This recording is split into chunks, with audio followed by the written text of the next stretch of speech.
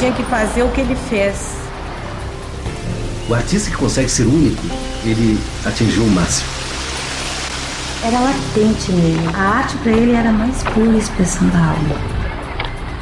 Ele era pintor mesmo.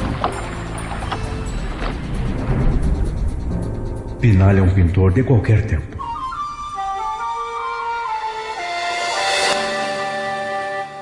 Realmente ele iniciou com isso, né? Paisagem. Uma das primeiras foi uma praia, uma choupana, né? Os coqueiros ali. O rio, as matas, as igrejas e casarios antigos. Temas frequentes ao longo da carreira de Pinalli, que refletem o amor do artista pela cidade natal. E outra coisa que ele gostava muito, ele montava o cenário, uma natureza morta. Ele gostava muito de peças de cobre e de estanho. Rosas de vários formatos, que são outras obras-primas. Todas as pesquisas que ele fez de Montenegro Antigo, das ruas da cidade, do cais do porto. Ele pintou muitas figueiras antigas na beira do rio. Deve estar lá até hoje. Ele gostava muito de pescar e de caçar. Gostava muito de barco. Ele gostava de ir até o Rio Caí, se embrenhar naquele mato. E ali ele sentava e esboçava e retratava nas telas. Gostava muito de água. No final da carreira, voltou-se para as pinturas marítimas, influenciado pelas belas praias de Santa Catarina.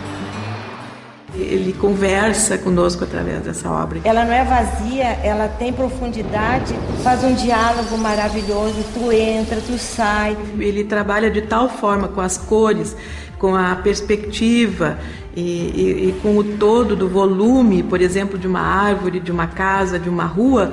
A impressão que se tem é que se vai entrar por essa rua, que nós estamos perto dessa casa, que nós estamos perto dessa árvore, que nós podemos tocar essas folhas.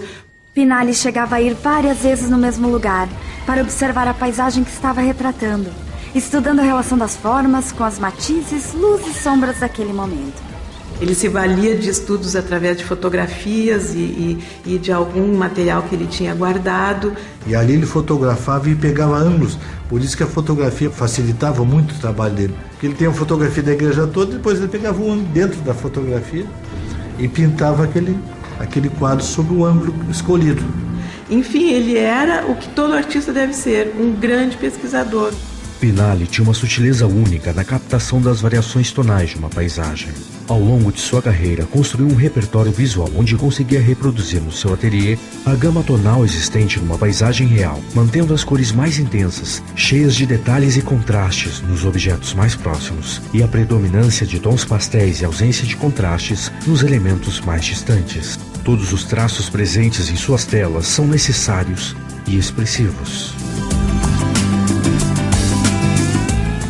As cenas de interior na pintura acadêmica são as de maior exigência técnica. As luzes são filtradas pela tonalidade predominante no ambiente, geralmente rico em multiplicidade cromática, com suas flores, pedras, chão, troncos, água e galhos. Ennio Pinalli foi ímpar nessa temática. É complicado para um artista atingir o mesmo efeito usando técnicas diferentes. O processo para se atingir um determinado efeito com óleo sobre tela é diferente quando se usa o carvão sobre papel. Pinalli estudava diversos processos da arte e conseguia compor os mesmos efeitos, as mesmas relações de luz e de sombra, usando técnicas diferentes.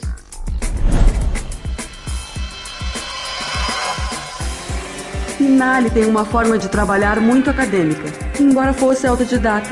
Estudava as formas humanas, naturezas mortas e paisagens, procurando a perfeição das proporções antes de aplicar na sua pintura. Da mesma forma que fizeram os artistas clássicos, em seus estudos isolados de mãos, pés e detalhes, para melhor atender às expectativas das pinturas feitas sob encomenda e realizar um trabalho mais realista. Então o Pinalli é um artista que, mesmo sendo autodidata, ele teve os melhores contatos possíveis, né? Ele fez uma viagem para a Bahia, como ele fazia, inclusive para Santa Catarina e tal, ele fez essa para a Bahia, aonde tem outras pinturas dos interiores dos claustros, que são várias, de portões, daquelas igrejas antigas, etc. Tal. E este aqui é em Salvador, aonde as vendedoras de camarão, etc e tal, estava embaixo de uma ponte. Então, de Montenegro foi a Bahia, quer dizer, foi longe, né? Lá ele estudou com um dos melhores artistas da época. O Prisciliano Silva era desses artistas assim, de pintar ao ar livre, registrar as coisas. O Prisciliano Silva deixou uma imensa obra, fortes da Bahia, igrejas baianas, interiores das igrejas. Isso tudo, o artista que tem um contato com outro artista, ele vai herdando alguma coisinha, né? Prisciliano Silva foi um artista baiano da primeira metade do século XX. Estudou pintura na França e realizou cenas religiosas que colorem as paredes e os tetos das igrejas de Salvador.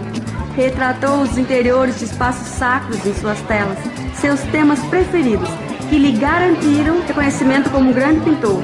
Morreu aos 82 anos de câncer no pulmão.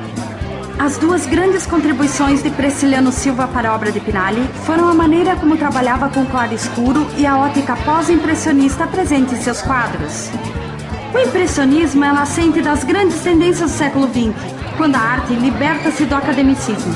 Caracterizada por captar as tonalidades em determinado momento do dia, com sombras luminosas, uso das cores puras e contornos difusos, mas sem prejudicar o reconhecimento das formas. O resultado final é uma obra mais alegre e vibrante do que as tendências anteriores.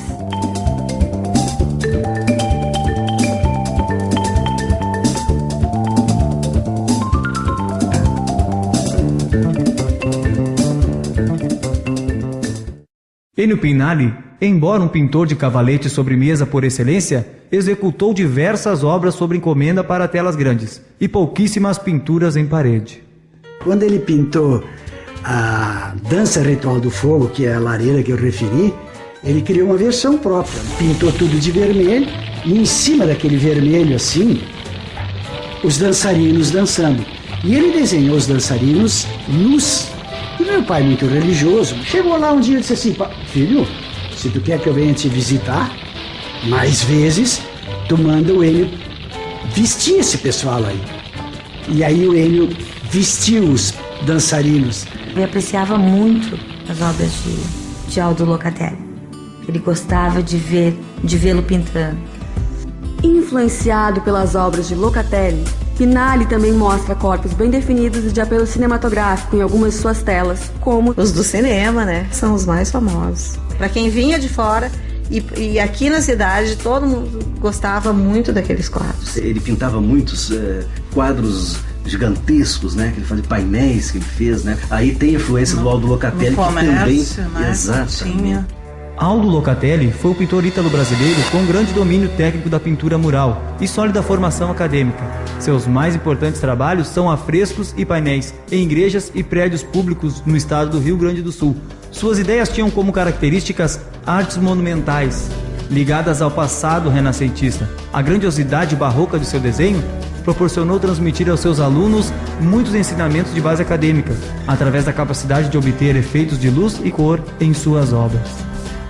Embora Locatelli buscasse sua linguagem própria e livre, grande parte do seu trabalho era submetido aos desejos tradicionais e estéticos impostos pelo Estado e pela Igreja, em um período em que a pintura mural era um poderoso instrumento de propaganda. A obra de Locatelli, ainda que inspirada no Barroco e Renascimento, em especial em Michelangelo, que já trazia em suas pinturas corpos cheios de musculatura e dinamismo, compondo cenários de apelo cinematográfico, é calcada no realismo, respirando por vezes a renovação dos elementos inventivos das correntes contemporâneas. Pinali com Aldo Locatelli, seu fraternal amigo, teve um diálogo de aproximadamente 4 anos, que lhe possibilitou um produtivo intercâmbio de vivências artísticas. Aldo Locatelli estudou a escola clássica e Pinali, por sua vez, como um verdadeiro acadêmico, também esboçou influências renascentistas e barrocas na sua pintura. Locatelli faleceu em 3 de setembro de 1962, aos 47 anos, de câncer, e possivelmente envenenado pela inalação